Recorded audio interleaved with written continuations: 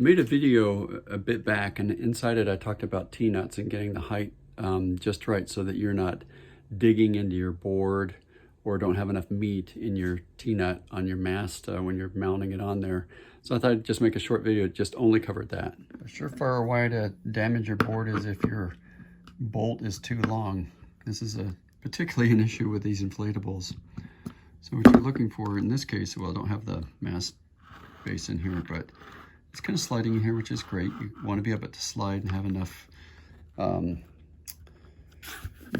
threads in there for the mast track. But imagine the mast track is in here, and if it's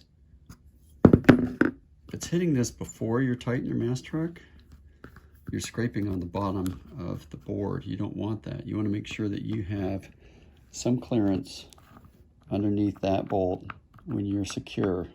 You don't want your mast track, you don't want this bolt at all hitting that between the bottom of the mast track and the board. So I'm going to go ahead and put it on. You'll see how it comes together. Most hardware stores, you can get these M8, like I got M8 stainless steel bolts. And I was saying they come in about 5mm increments. And so you could get yourself to a point where it slides nicely back and forth. I got this Sabfoil comes with a little foam thing, and that's why it's a little, you can see I'm sliding back and forth in here. And I'm going to slowly tighten this guy up. And as I start to get him snug, I'm going to snug him up. Okay, he's just barely snug. When he's barely snug, he still moves. That means the head of the bolt is not hitting the bottom of the board. And that's what you want. You want it to, as it's starting to get snug, but you want to have some threads in there. You don't want that bolt hitting the bottom of the board. And you can see I've got quite a bit of engagement if I back it out.